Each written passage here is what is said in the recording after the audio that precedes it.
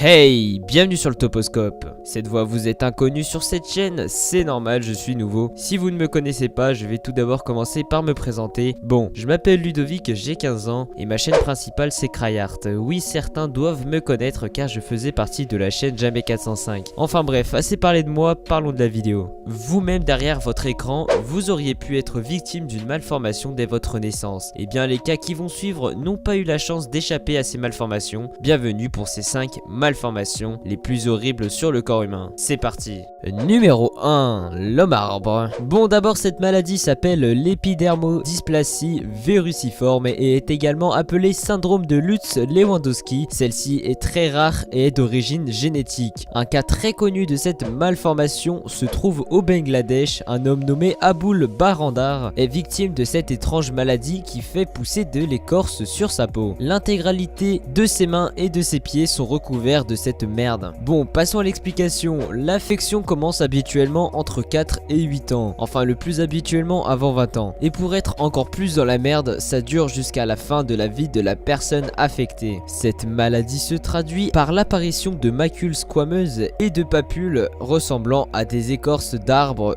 d'où le nom de l'homme arbre, essentiellement vu au niveau de ses mains et de ses pieds. Pour terminer ce numéro 1, on dénombre environ 200 personnes dans le monde atteintes de cette affection cutanée. Numéro 2, la progeria.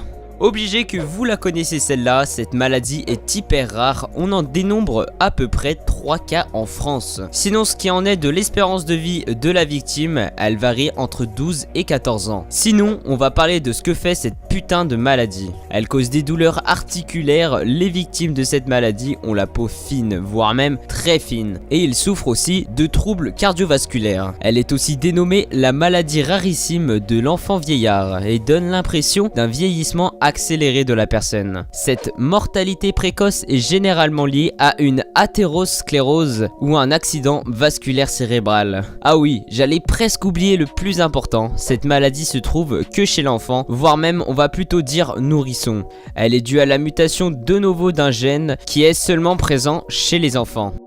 Numéro 3, la fille chameau. Ella Harper, née à Hendersonville, elle souffrait d'une maladie orthopédique rare et étrange. Ses genoux étaient pliés vers l'arrière, l'obligeant à se pencher vers l'avant, se laissant tomber pour marcher à 4 pattes. Aujourd'hui, cette maladie est plus connue sous le nom de recurvatum, mais à l'époque, la jeune fille était tout simplement considérée comme la fille chameau, se pavanant dans des cirques dont elle était la vedette. En 1886, quand elle avait 16 ans, elle décida de tout plaquer pour aller à l'école. Numéro 4, l'enfant à tête de lion. Stefan Bibrowski est né en Pologne en 1890 de parents normaux. Il souffrait d'hypertrichosis, une maladie génétique rare qui couvre le corps entier d'un manteau épais de poils. Comme vous pouvez le voir sur la photo, tout son visage est recouvert de poils, on n'y voit presque plus ses yeux. Stéphane était toujours bien habillé pour prouver que malgré son handicap, il était une personne instruite. Il parlait 5 langues. Seulement 50 cas ont été découverts dans le monde. Numéro 5, Joseph Merrick. Le cas de Joseph Merrick intéressa pas mal de pathologistes et de cinéphiles, à commencer par le docteur Trèves qui après sa mort fit une autopsie détaillée pour chercher à connaître les causes des difformités dont il souffrait. On a longtemps cru que Joseph Merrick souffrait de neurofibromatose de type 1, dite aussi maladie de Recklinghausen, une maladie neurologique et héréditaire qui affecte les tissus et les os et produit dans les cas les plus extrêmes des déformations proches de celles de l'homme-éléphant. Mais de récentes recherches génétiques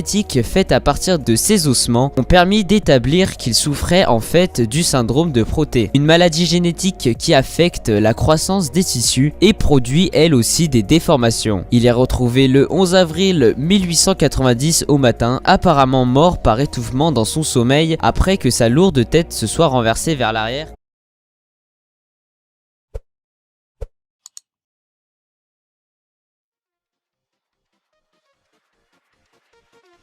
Cette vidéo touche à sa fin, j'espère que vous n'aurez pas vomi devant cette vidéo. Dites-nous dans les commentaires quelle malformation vous a le plus dégoûté. Pour aider à la progression du Toposcope, il vous suffit de mettre un pouce bleu et de vous abonner, c'est simple et rapide. Et du coup, pour ce qui est de la chaîne, on se retrouve demain, même heure. Et pour finir, proposez vos idées de vidéos dans les commentaires, je les lirai tous et j'en choisirai une. En attendant la prochaine vidéo, portez-vous bien, ciao.